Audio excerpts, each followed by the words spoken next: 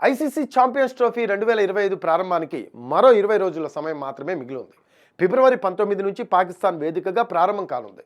అయితే టోర్నీకి పాకిస్తాన్ ఆతిథ్యం ఇస్తూ ఉండడంతో భారత్ ఆడే మ్యాచ్లన్నీ దుబాయ్ వేదికగా జరగనున్నాయి. ఈ టోర్నీని హైబ్రిడ్ మోడల్లో నిర్వహించనున్నారు.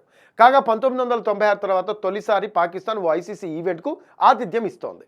దీంతో ప్రారంభ వేడుకలను గ్రాండ్గా నిర్వహించాలని పాకిస్తాన్ క్రికెట్ బోర్డు భావిస్తోంది. కానీ ఈ టోర్నీకి ముందు పీసీబీ ఓ కీలక నిర్ణయం తీసుకుంది. ప్రతి ఐసీసీ ఈవెంట్కు ముందు జరిగే కెప్టెన్స్ ఫోటో షూట్ను పీసీబీ రద్దు చేసింది. గత కొన్నేళ్లుగా టోర్నీ ఆరంభానికి ముందు కెప్టెన్స్ మీట్ నిర్వహించడం ఆనవాయితీగా వస్తోంది. అంతర్జాతీయ క్రికెట్ సీజన్ జోరుగా సాగడం వల్లే ఈ ప్రీ టోర్నీ ఈవెంట్ రద్దు చేయాల్సి వచ్చిందని పాక్ క్రికెట్ బోర్డు అధికారి ఒకరు తెలిపారు. అయితే ఓపెనింగ్ సెరమనీ మాత్రం ఫిబ్రవరి 16న లాహోర్లో నిర్వహించనున్నట్లు సదరు అధికారి పేర్కొన్నారు. దీంతో టీమిండియా సారథి రోహిత్ శర్మ కరాచీలో జరగాల్సిన కెప్టెన్స్ మీట్ కోసం వెళ్లడం లేదని తేలిపోయింది.